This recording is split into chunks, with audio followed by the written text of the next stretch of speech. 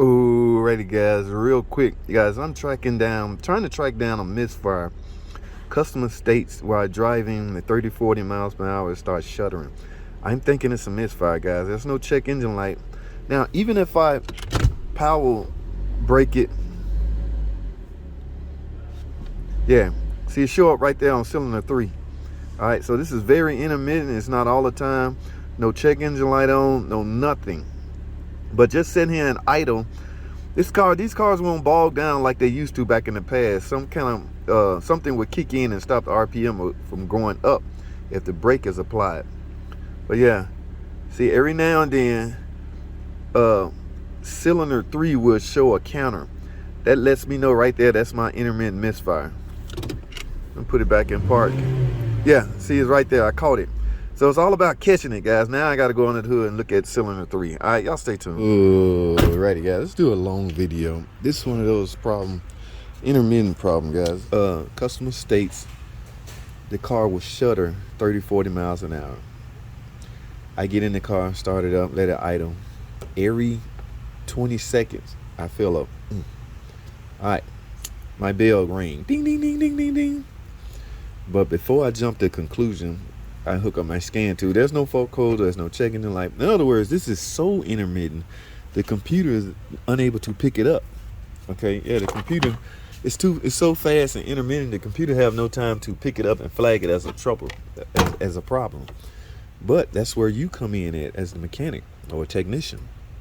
I like the term technician better. Okay. Well, anyway, you're gonna need a piece of advice, a piece of machinery called a scan tool. You need to look at data. Now there's a screen. This is a newer model. Some of you guys that's old school that didn't have this technology, we're now able to see. It's a 4-cylinder, right? We're now able to see all 4 cylinders from a secondary ignition standpoint on a screen that would tell us if a problem is detected. Pretty fast too. This data is pretty fast, as you saw on that shorts. When that cylinder 3 hit, I can feel it, right? It's a vibration. It's a small little boom, boom. Every time I felt that, I look at the screen, I can see a number counter on that cylinder 3. Guys, that's a true indication right there that there's a problem going on in cylinder 3. And chances are it's a secondary problem, secondary ignition, meaning plug wires or spark plugs or thing like that. Now, intermittent problems are always hard to track down, right? Because they're not constant. This is what separates mechanics from technicians. Okay, a lot of mechanics or a lot of generalized car guys, they don't see a fault code, they don't see no problem. No, guys, the computer is good. This is a computer, by the way, the PCM. It's good. It's more sophisticated. It's fast, but it's not the end all. It just will not pick up everything. And in fact, the computer, even though it's very much improved over the years, it's still unable to detect some things. That's why mechanics exist. Okay, follow me now. A lot of people, just get on Google and find out what the code is and you can fix your own car. No, man, it's not that cut and dry. Okay, if that was the case, there wouldn't be no professional mechanics out there. All right, we're still in demand, guys. To all you mechanics out there, to anybody that's thinking about getting in the field, yeah, we're still in demand. All right, somebody's out there looking for us if we're good. That's the thing. You got to be, pretty good. Okay, computers does not know. For instance, let me give you some example. This thing, even though it's smart, badass, right? It cannot tell you if fuel pressure is low. Know why? Because it does not directly monitor fuel pressure. All right? That's not a sensor. What's the fuel line? Let's pretend it's the fuel line coming from the fuel pump. Let's just pretend it's the intake. There's not a sensor on this line that would report back to the computer the pressure in this line. Okay, yeah, that would be a great idea, right? The computer can tell if I got low fuel pressure. That way I would get a fault code. That way I can fix my own car. Yeah, that would be great, right? But no, the reason that's not implemented, it is now on the newer stuff, but before it was a risk factor. You can't just tie in sensors and gadgets inside a sensitive fuel pressure line like that. Yeah, imagine that sensor give out and start leaking and the car blow up. Car makers would be in major trouble. So for the longest, that technology was not available. So car makers had to come up with a more sophisticated way to alert the mechanics that there's a potential chance that there's low fuel pressure. All right, it would try to do some adaptation. Okay, it would try to lean out things, blah blah. It is, you may get a P0171 or something like that, fuel system lean. You know, it has other ways to tell you to look at the fuel pressure, stupid. If the O2 sensor is not seeing enough oxygen or seeing too much oxygen and not enough fuel, or fuel will give off other, or the proper fuel pressure will give off other readings that low fuel pressure won't. Okay, so if the computer sees that discrepancy, yeah, you as the mechanic has to put 2 and 2 together. Oh man, that's pointing straight toward fuel pressure, man. So now at that point, you hook up your fuel pressure gauge and verify fuel pressure. That way, maybe you can come to a conclusion that, yeah, your fuel pump is giving out, it's failing, pressure is not up to par. So let me take a break real quick. When I come back, we're gonna talk some more, man. Y'all stay tuned. Ooh, righty guys, we back. No sense talking on this whole video. Let's do this. Here's what I'm gonna do, guys. First, I'm gonna put my gloves on, guys. We're about to go into the operating room, okay? Yeah. All right, here's the thinking behind what I'm about to do. I'm about to swap over cylinder 3. Everything that's in cylinder 3, meaning secondary ignition, the coil as well as the spark plug. I'm about to move them to number 1. All right, yeah, I'm gonna jump over a cylinder. No sense putting them side by side because they could have. Remember, this is an inline engine. Okay, so I'm gonna jump over. I'm going to cylinder 1. I'm gonna put everything in cylinder 3 into cylinder 1, and everything in cylinder 1 over into cylinder 3. Now I'm gonna go back and view my data. All right, my secondary ignition screen that shows which cylinder is misfiring. Yes, the computer has that capability now. We didn't always have that, guys. So you new guys that are working on cars now, be thankful, all right? There's some new technology out there was not available back in my day when I started, all right? Yeah, y'all lucky.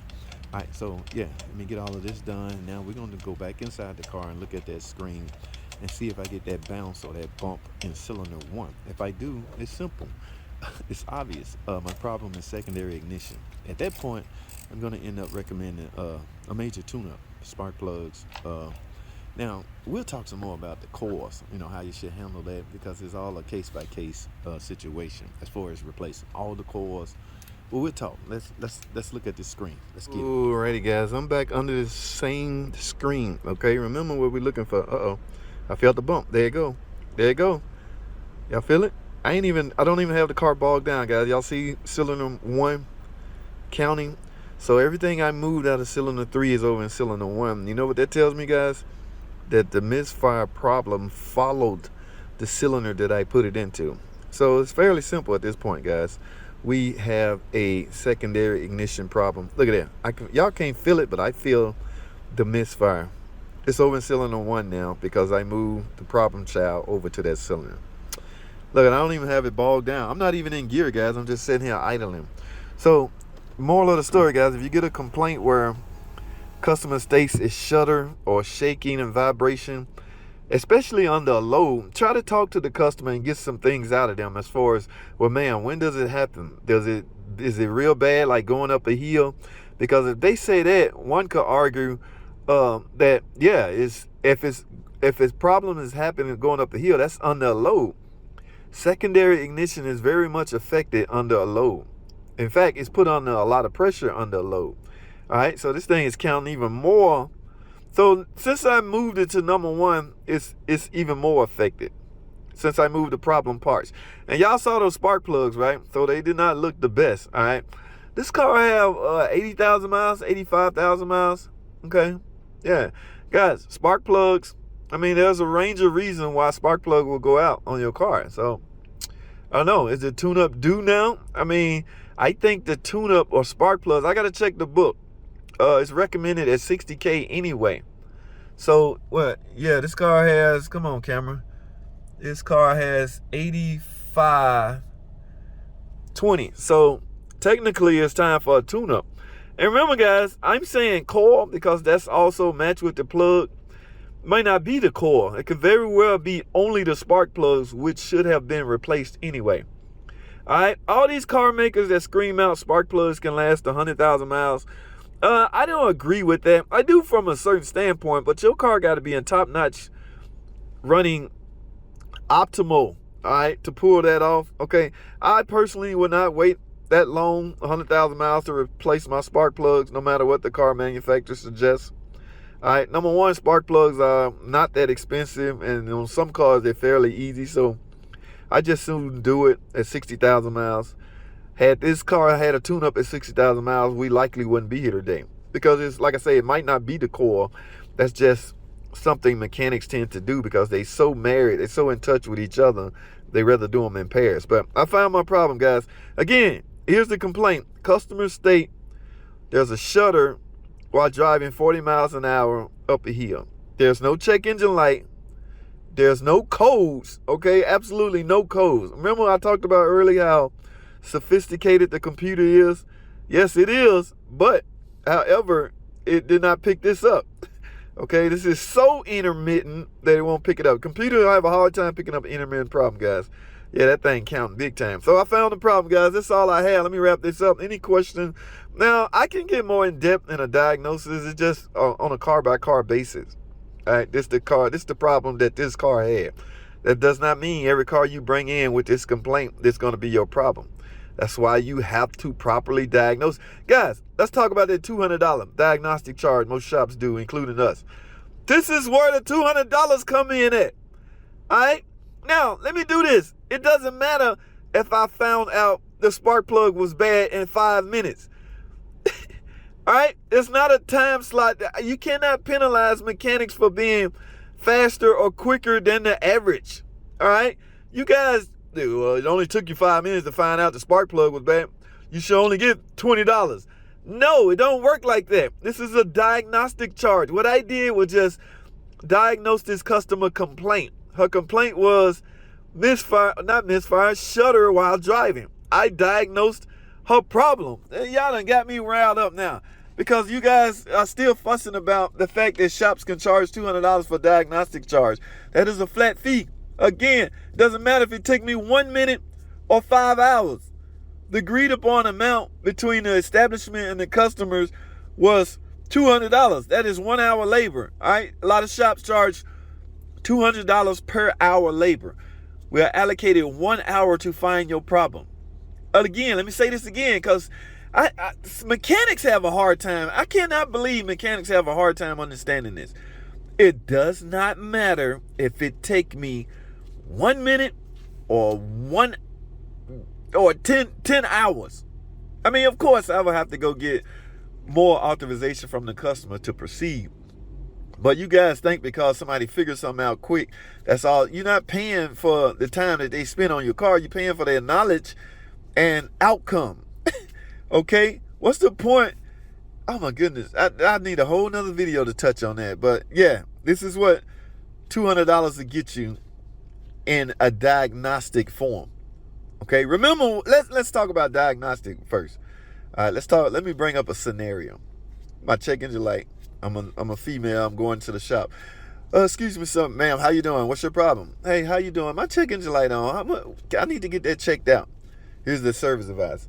Well, ma'am, as long as you understand, we have a $200 diagnostic charge that goes toward the repair if you decide to get a repair. Okay, it's not $200 plus the repair. The diagnostic charge goes into the repair. That's more of an incentive to go ahead and get you to let the person that diagnosed it fix it. It's nothing like paying for a diagnosis and then you run to Cousin Pookie and get it fixed. Although in this case, that might not be a bad idea. I mean, it's simple. I just got you $200 worth of information on your car that doesn't require a super tech to make the repair. Okay, is what I'm saying. So you got to finagle numbers around to your being, but do not criticize the fact that somebody charged $200. Oh my goodness, man. Again, I can go on and on and on about this, but I won't on this video because I want this video to be short. I found the problem. How much time did it take me? It don't matter. Let me put it like that. I'm actually filming a video, so I took way more time than, you know what I'm saying? I can do this. I can do that. All right? It doesn't matter where I'm at. I work out at 4 shops. It does not matter where I'm at. My same thinking applies wherever I'm at. All right? I have a certain length of time to find out. And more customers are more concerned with your outcome than your speed. Sure, if we figure something out in 5 minutes, we ain't gonna go running up there in 5 minutes to tell the customer, man, we found your problem. Wow, that was quick. No, that's just common sense. That's not business thinking. You don't do that. So if I figure something out in 2 minutes, yeah, I look around, look the car over. Like now, I'm about to let the car in the air and look it over, see if there's anything else she need. At 85,000 miles, guys, that's a chance she may need brakes. Let me check the coolant. Let me check this. Let me check that. Yeah, so, oh my goodness, man, you guys don't know how shops work. All you guys that's complaining. And again, some of the guys complaining are shop owners. Like, dude, are you really crazy? Are you really that? Ooh. All right, that's not what this video about. So, I'm done with this video. All right, y'all be sure and catch the live stream.